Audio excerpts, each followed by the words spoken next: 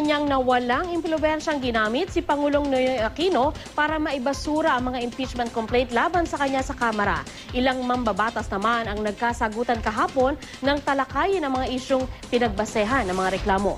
Balitang hatid ni Sherry Ann Torres. The Committee on Justice declares complaint 0003 insufficient in substance. Shame on you!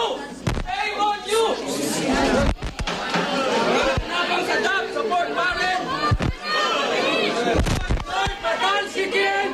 Sa sigawan nagtapos ang pagdinig ng Justice Committee sa tatlong impeachment complaints laban kay Pangulong Noynoy Aquino. Yan ay matapos ideklarang insufficient in substance o hindi sapat ang laman na lahat ng reklamo sa botong 54-4. Kahit parehong standards na ginamit natin during the Ombudsman Gutierrez and today, talagang walang laman. Walang laman talaga yung complaints. Dalawa sa mga reklamo nakaangkla sa pagpapatupad ng Disbursement Acceleration Program na ayon sa Korte Suprema, unconstitutional ang ilang bahagi. Sa isyong ito pala ang nagkasumbatan na ang pro-impeachment na si Bayan Muna Representative Nery Colmenares at ang maka-Aquino na si Eastern Samar Representative Ben Evardone. Kahit nga po ang ating kasamahan, si Congressman Nery Colmenares, inamin niya po na nakatanggap po siya ng DAP fund. Pero sabi niya, fully accounted. Congressman Evardone was with President Arroyo before. Now he is against Aquino.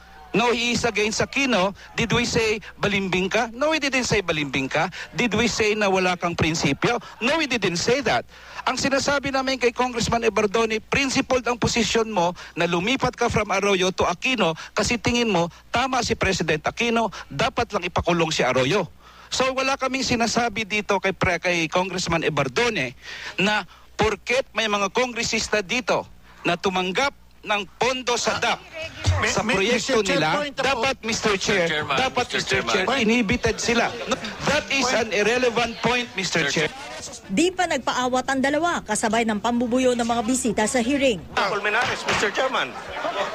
Order! Sina Cagayan de Oro Representative Rufus Rodriguez at ACT Party List Representative Antonio Tino naman ang nagkainitan. Nang talakayin na reklamo kaugnay sa Enhanced Defense Cooperation Agreement na nagpapayag sa mga tropang Amerikano na manatili sa mga piling lokasyon sa bansa. Section 5 of MDT provides that there will be 3 instances in each point of order, Mr. Chair. Chairman. Mr. We are Chair. saying that this is not Point of order, Mr. Chair. to the people, the We are president discussing is protecting the sovereignty, the four corners of the complaint. national territory of our country. At dahil tuluyan ng naibasura sa komite ang tatlong impeachment complaint laban kay Pangulong Noynoy Aquino, kailangan na lamang ng House Committee on Justice na magsumite ng committee report sa plenaryo sa loob ng 1 linggo.